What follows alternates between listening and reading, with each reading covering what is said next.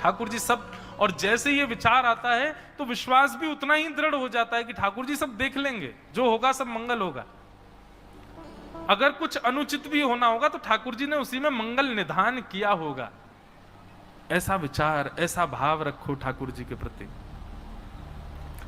श्री मदन मोहन सूरदास जी, सूरध्वज जी वृंदावन आ गए, मदन मोहन जी की शरण में रहते थे। मदन मोहन लाल जी सनातन गोस्वामी को बड़ी प्रेम से प्राप्त हुए। मैं कथा सुनाया करता हूं कि श्री सनातन गोस्वामी वो नाम जापक संत थे, सेवा आदि नहीं करते थे, भिक्षा मांगने के लिए जाते थे और घर घर जाकर के भिक्षा याटन करते थे। भिक्षा में जो मिलता था उसी से मोटा टिक्कर बनाते, यमुना जल मिलाकर के उसी को पाते थे। एक मैया थी मथुरा में, उनके यहां मदन मोहन जी की सेवा थी। वहां ये जाते और जाकर भिक्षा मांगते, और भिक्षा में भी आटा मांगते और स्वयं उसमें यमुना जल मिला के उसकी बढ़िया टिक्कर बना के पाते। एक दिन जिस मैया के यहां मदन मोहन जी विराजते थे, मदन मोहन जी ने मैया को स्वप्न में आज्ञा कर दी। बोले मैया जी बाबा रोज तेरे यहां आवे ना भिक्षा मांगवे? बोले हाँ। मोए वो बाबा बड़ो भाग गयो है, मैं अब वही से सेवा कराऊंगा। तू मुझको कल भिक्षा में दे दियो वाकू, कल वाकू कछु और नहीं, तुम मोये दे दियो। सो ही सुहागन प्रिय जाहि रीझे, कैसा तेरा मेरा। हमको आपको लगता है कि ठाकुर जी हमारे पास विराज रहे हैं, पर नहीं। ठाकुर जी जिससे रीझते हैं, जिससे प्रसन्न होते हैं, उसके साथ विराजते हैं। कभी कभी प्रसन्न हो जाया करो इस भाव को सोच करके कि मेरे साथ ठाकुर जी, इसका मतलब मुझसे किंचित प्रसन्न तो हैं, इसीलिए मेरे साथ। मदन मोहन जी मैया से बोले मैया कल मुकुआ बाबा को दे दियो। मैया तो बहुत रोई, बोले ठाकुर जी मेरी सेवा में कोई कमी? बोले नहीं सेवा में कोई कमी नहीं है मैया, लेकिन अब तेरो समय है गयो, तू पधार जाएगी कछु दिना बाद, फिर मैं कहां जाऊंगो?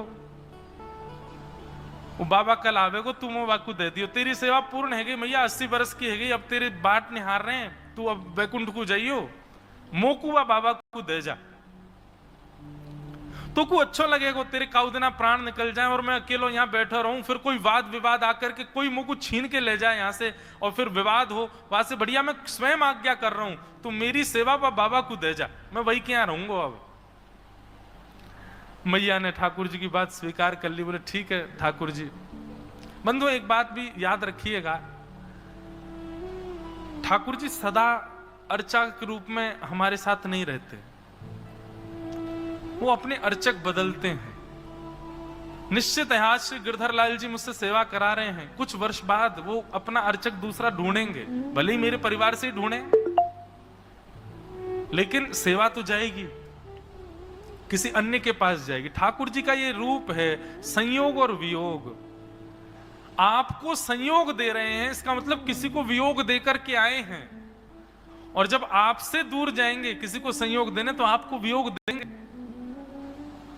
तो वियोग आत्मा और संयोग आत्मा ये दोनों ठाकुर जी का स्वभाव है, यही करते हैं ठाकुर जी। मैया दूसरे दिन सनातन गोस्वामी आए तो अपने ठाकुर जी को लिए खड़ी, रोते रोते बोली बाबा ले जाओ मेरे ठाकुर जी को। बाबा बोली अरे मैया भिक्षा चाहिए, आटा दाल चावल तुझे का ठाकुर जी क्यों दे रही हो? बोले नहीं बाबा आपसे प्रसन्न है गए ठाकुर जी, मुझे सपनों में आके बोले मैं तो बाबा के यहां रहूंगा, मेरे ठाकुर जी को ले जाओ। बाबा बोले मैया छोटी सी परन कुटी में रहूं मैं, तुम्हारो राज ठाट को लाला है, सवेरे उठते ही दूध पीवे, प्रेम से भोजन पावे, 56 भोग लगावे, मेरे पास इतनी व्यवस्था ना है, मैं कैसे करूंगा सेवा? बोले अब ठाकुर जी की इच्छा है बाबा ले जाओ, आप जैसे रखोगे वहां में वो प्रसन्न है, आप ले जाओ। सनातन गोस्वामी ठाकुर जी को लेकर के अपनी कुटिया में आ गए। उनका तो सामान्य सा भोजन था, वो तो आटा में ब्रजवासी के यहाँ के भिक्षा के आटे में यमुना जल मिला के टिक्कर बना के पाते थे। बढ़िया सुंदर टिक्कर बनाया, ठाकुर जी के आगे धर दिया। बोले लाल जी, अब मेरी गलती नहीं है, आप स्वयं राजठाट छोड़ करके कुटिया में पधारे हो। बताओ, दुनिया के लोग कुटिया से महलों में जाते हैं, बारे ठाकुर महल छोड़ के कुटिया में आए हो है सेवा के काजे। अब पाओ, ये मोटे मोटे टिक्कर ही पाने पड़ेंगे, यहां पे और व्यवस्था तो है नहीं। ठाकुर जी का भोग पधरा दिया। 10-5 दिन सेवा चली, कोई दिक्कत नहीं। 10-5 दिन बाद ठाकुर जी उनके ध्यान में प्रकट हो गए और प्रकट होकर के बोले, हे सनातन गोस्वामी, आप सुंदर टिक्कर बनाते हो, हमारी आपसे प्रार्थना है, बहुत बढ़िया प्रसाद बनाते हो, बस एक काम किया करो, थोड़ा सा नमक उसमें डाल दिया करो आटे में, तो नेक टिक्कर नेक स्वादिष्ट हो जाएंगे, तो पावे में नेक सुख मिलेगा। सनातन गोस्वामी बोले, हमको तो ऐसे ही पाने का अभ्यास था, लेकिन अब ठाकुर जी आपकी इच्छा है तो फिर ठीक है, कल से भिक्षा में नमक ले आया करूंगा। और अगले दिन से नमक आने लगा। अब मतलब क्या है, नमक आ गया तो इसका मतलब यह है कि ठाकुर जी चटोरे हैं, अब तो 56 भोग आएगा, धीरे धीरे सब आ जाएगा। सनातन गोस्वामी ने बढ़िया नमक मिला करके टिक्कर बना के ठाकुर जी को पवाया। 10-15 दिन तक ठाकुर जी कुछ नहीं बोले। 10-15 दिन बाद ठाकुर जी फिर प्रकट हो गए। जय जय आज्ञा करो, अब कहा भयो। ठाकुर जी बोले, टिक्कर बहुत बढ़िया बना रहे हो आप, बस एक प्रार्थना है हमारी। बोले कहा। बोले सूखो टिक्कर होवे ना, टिक्कर कहते हैं मोटी मोटी रोटियों को, वो कंडे पे बनती हैं, गोवरी में बनती हैं, हमारे ब्रज में संत जन वही पाते हैं। उससे भूख कम लगती है, एक बार के भोजन में पूरे दिन का निवृत्त हो जाते हैं, तो भजन करने में दिक्कत नहीं होती।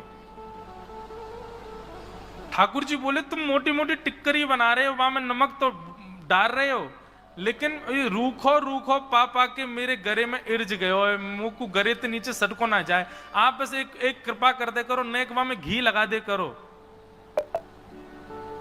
सनातन गोस्वामी बोले, अभी तक आटा आता था, अब नमक आने लगा, अब घी भी लाऊं मैं। बोले हाँ बस इतना कर दो बाबा, इतना ना करोगे, मैं महल छोड़ के तुम्हारी कुटिया में आ गया, तुम मेरे पास घी नहीं लाओगे? ठीक है, कल से घी भी लाएंगे। घी आ गया, नमक आ गया, आटा आ गया, बढ़िया टिक्कर ठाकुर जी पा रहे हैं। 10-15 दिन बाद ठाकुर जी फिर प्रकट हो गए। सनातन गोस्वामी बोले, अब क्या हुआ? बोले बाबा बस एक काम और कर दे। बोले कहा, तू बाजार से एक आलू ले आए कर, और वह आलू को अग्नि में सेक देकर वो भुन जाएगा, और जैसे ही भुन जाए करे तो वह को मीड़ के वहां में नमक बुरक के और वह टिक्कर के संग में एक आलू की चटनी दे देकर मेरे बातें ने सुख मिले करेगो। सनातन गोस्वामी जी ने ठाकुर जी उठाए गोद में और सीधे गए मैया के घर, और मैया के दरवाजा खटखटा, मैया बाहर आई। ठाकुर जी बोले, दो पकड़ो अपने ठाकुर जी, चटोरो ठाकुर, मेरी कुटिया में आके या 56 भोग मंगा, पहले बोलो नमक ले आओ, फिर बोलो घी ले आओ, अब कह रहे आलू ले आओ, कल के को टमाटर ले आओ, परसों के को रबड़ी ले आओ। मैं भजन करवे के काजे अपनो घर बार छोड़ के आया हूं, जाने पूरे संसार बसा दियो मेरी कुटिया में। मैया धर अपने पास, मोह ना चाहिए। और जैसे ही लौट करके सनातन गोस्वामी जाने लगे, ठाकुर जी सचल हो गए और प्रकट होकर के गोस्वामी जी के पीछे से उनसे लिपट गए। बोले बाबा तू कछु कल्ले रहूंगो तो तेरे संग ही में, तो छोड़ के ना जाऊंगो, मैं तो सदा तेरे पास रहूंगा। ऐसे हमारे वृंदावन के ठाकुर जी प्रकट हुए। विहरत निस दिन कुंज गलिन में, सब सुख सागर रूप जागर, रहे वृंदावन धाम। मदन मोहन को रूप निरख के, मदन